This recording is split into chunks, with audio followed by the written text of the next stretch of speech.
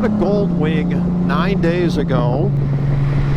Basically, this is my fourth ride on it. I'm currently at 542 miles. I've been shooting video the whole time. I'm gonna show you some of the things I've learned. Fortunately, I don't see a trail of smoke behind me, so I don't think the bike's on fire. Oh my God, I'm in ink. I'm like, why isn't it going? Well, I'm in Econ. Still feeling like I'm having some challenges stopping. Oh, got to get used to scraping a foot. Some of it has been me maturing into the bike and learning how to live with a DCT and what that means. Some of it I just think is inexcusable from Honda. But I'm going to tell you some of the downsides that I think are significant downsides. I do feel I've learned a lot over the last 4 rides. I will point out editorial comment that I didn't know where to put the camera on the first day, so I put it behind me just so I didn't have to deal with it, didn't have to be distracted by a camera. And you'll notice the microphone cable blowing in the wind, and you'll also probably notice a break in the microphone cable, which is just a 360 camera. That's where the 2 lenses come together, and well, the 360 camera is very good. It ain't perfect.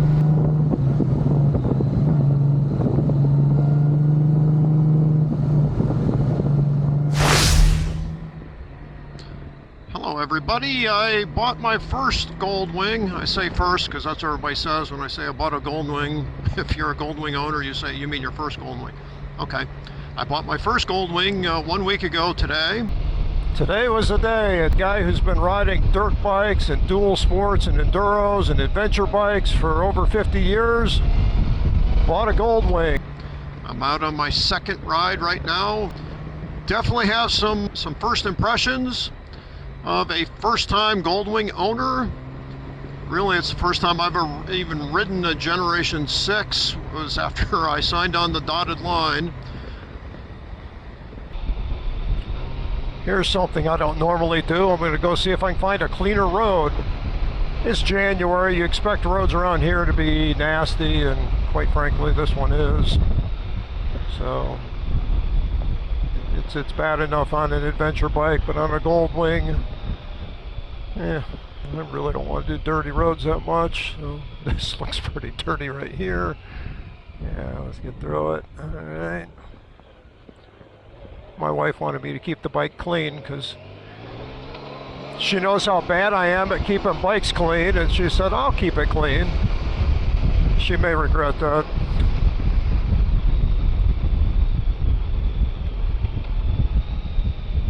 But she left me today with a, don't get it dirty.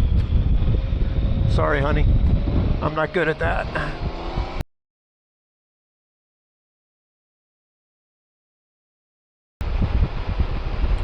Everybody says to me, you're going to be reaching for a clutch, but since I've had a speed shifter, I haven't been reaching for a clutch at all except for starts and stops. But boy, I'm constantly reaching with my left foot to shift. That's letting Honda work out when I shift has been a real challenge in these first 132 miles of the bike. This is not the first time I've ridden an automatic. It's not even the first time I've ridden a DCT. I didn't understand the DCT the first time I rode it on a, I think Honda calls it an NX 700, and I despised that one. Just terrible, terrible performance, because I guess I had it in Eco or something. I'm not even sure what mode I had it in, but it was terrible. Today I've been going between Tour and Sport, and quite honestly, I don't know that I'll ever put it back in Tour mode. Tour mode, I see a lot of the videos show people riding in Tour mode. Granted, I come from a KTM 1290, so that certainly colors my impression of things. But Tour mode is just intolerable. So that may just be me, and nobody else may feel that way. But I find it's just a total dog. As an adventure bike guy, I'm used to a really tall motorcycle, and so when I got to my first red light this morning, it was it was bizarre. I'm used to having my leg pretty straight, and quite honestly, I tower over this Goldwing compared to my KTM. And so my leg was pretty bent, which should be comfortable, but actually I'm holding up an 800 whatever pound bike. Not that it feels heavy, it's not top heavy at all. It doesn't feel heavy, but it was just bizarre to have my leg so bent at a red light. It was a little bit unnerving because I kept trying to straighten out my leg. Thank you, get out of the way. I kept trying to straighten out my leg, and that would push me over to the other side. So there was definitely some adjustment of just how low the Goldwing is. And I was in some corners earlier today out on Route 33 and scraped my foot, had it all the way up on the peg, and was going around a corner and was kind of startled. I don't know if I've ever scraped my foot on the KTM. Its pegs are high enough that I just don't do it. And I was a little caught off guard. There are just so many Honda Goldwing videos out there, and I've enjoyed watching, I feel like, all of them. Thanks to everybody that made a Honda Goldwing video, because I've watched it. You helped me make this decision to buy this bike. As I told my wife this morning, she was hoping I'd do certain things, and I said, I'm just hoping I like the bike. And she's, oh, you'll like it. And it's like, well, I have a history of buying bikes and selling them 2 weeks later. So far, we got 163 on this. It feels like it's going to be an entertaining bike. We'll see if when I'm on the highway, if I can learn to accept touring mode, but somehow I doubt it. But we'll see. Definitely, as everybody says, incredibly smooth. This is an amazingly smooth bike. And the riding of it, I mean, it's not just smooth in the corners. I mean, just riding along in a straight line, it feels like a luxury bike. I don't know how you make a bike feel luxurious. BMW does it. And I have to say, this Honda Goldwing, it's got a luxury feel to it. I've been unimpressed with the electronics already. Part of that was my phone overheating in the glove box, and so I was getting all kinds of weird messages on the TFT.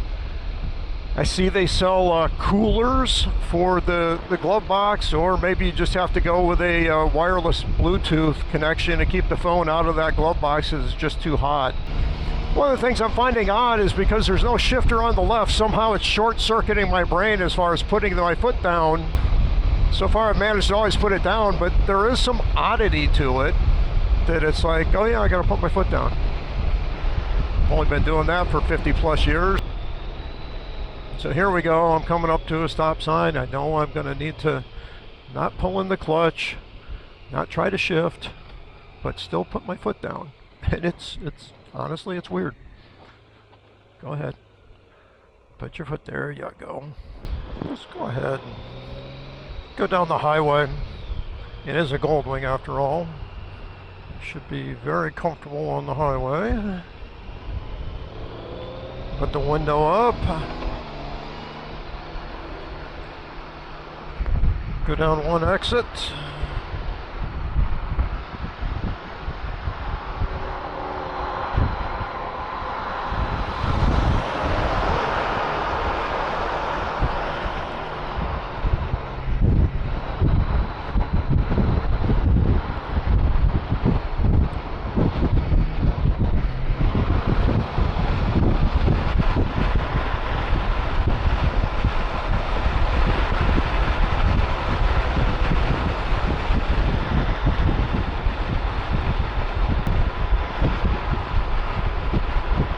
Okay, highway riding. Pretty easy on this bike.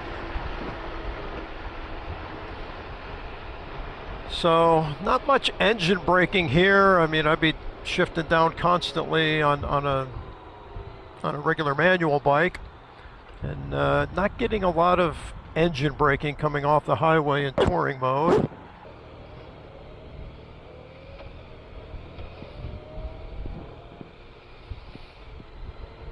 So finding the auto turn off signal cancel, doesn't work all that well so far. And He said something to me at the dealership. I wasn't keeping up with everything he was saying, but he did say it may not turn off as reliably as you expect. And a lot of Goldwing riders ride around with their turn signals going. That surprises me because I did once ride a 2013 Goldwing, and one of the things that really impressed me was how well it turned off the turn signals. So I'm a little surprised to see this 6th generation doesn't seem to do it as well as that 2013 model I rode. So I just got gas, and I have to say one of the things that shocks me about this bike is how small it feels. I tower over this bike. I'm just used to riding adventure bikes, so this feels like a really, really small bike. I don't think it's as wide as my adventure bike when I put my cases on it. It doesn't feel like a big bike at all. When I was just looking down on it, I'm just so used to having to step up onto a bike that this feels like I don't want to say a little bike, but it doesn't feel like a big bike. Yes, it weighs 300 pounds and more than, or at least 200 pounds more than any other bike I've owned. But it doesn't feel big. It feels small. It's weird to be looking down on your bike from that great a distance. I'm only 6 foot tall, and I just feel like I tower over this bike. That's crazy. It's a Goldwing. It should be enormous, ginormous, and it doesn't feel ginormous at all. Coming to the end of my first day. I've got 177 miles on it. I guess I should have reset the thing, but I have no idea how to do that. I'm gonna have to work in the garage and sit out here and figure out how to, there's so many things I couldn't figure out today as I was riding, but what I did figure out, sport mode all the time, works just fine, works great, feels good, feels like a responsive bike when you do that. So day one, I'm encouraged. I started off really feeling like I had a lot to learn on this bike, and I still have a lot to learn on this bike, but after learning how to ride it in a quicker mode, I feel encouraged that this is going to be a good fit in the stable.